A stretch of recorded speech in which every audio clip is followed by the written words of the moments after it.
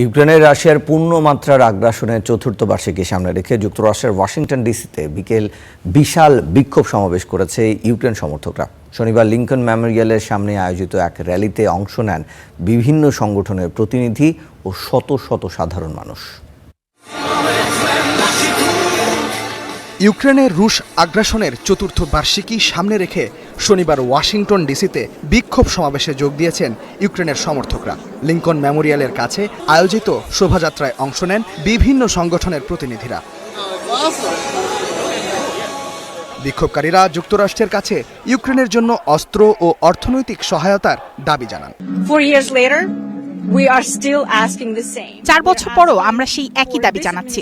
আমরা এই প্রশাসনের কাছে ইউক্রেনকে অস্ত্র দিয়ে ও অর্থনৈতিকভাবে সহায়তা করা এবং ইউক্রেনকে শুধু টিকিয়ে থাকার জন্য নয়, বরং এই যুদ্ধের জন্য পর্যাপ্ত সহযোগিতা প্রদানের অনুরোধ জানাচ্ছি। যুক্তরাষ্ট্রে ইউরোপীয় ইউনিয়নের রাষ্ট্রদূত বলেন, 4 বছর পরেও যুদ্ধ চলমান থাকা দুঃখজনক। দুঃখের সাথে বলতে হচ্ছে যে আমি এখানে চতুর্থবারের মতো উপস্থিত হয়েছি, কারণ যুদ্ধ এখনো চলছে। আর রাশিয়ার এই যুদ্ধ এবং ইউক্রেনের রাশিয়ার আগ্রাসনের বিধ্বংসী প্রভাব ইউক্রেন ও ইউরোপের পাশাপাশি বিশ্ব জুড়েও পড়ছে। যুক্তরাষ্ট্রে ইউক্রেন দূতাবাসের ডেপুটি চিফ অফ মিশন জানান, রুশ প্রেসিডেন্ট ইউক্রেনীয় জাতির সাহস ও আত্মমর্যাদাকে অবমূল্যায়ন করেছেন।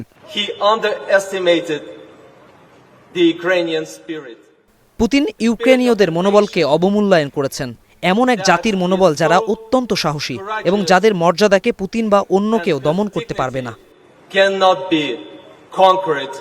সমাবেশ শেষে বিক্ষোভকারীরা ওয়াশিংটনের রাস্তায় মিছিল করে রুশ দূতাবাসের দিকে অগ্রসর হন।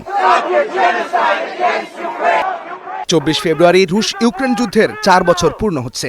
এই যুদ্ধে লক্ষাধিক মানুষ নিহত হয়েছে, কোটি মানুষ ঘরছাড়া হয়েছে। ইউক্রেনের বহু শহর ও জনপদ ধ্বংসস্তূপে পরিণত হয়েছে। তবে রাশিয়ার আগ্রাসন থেমে নেই।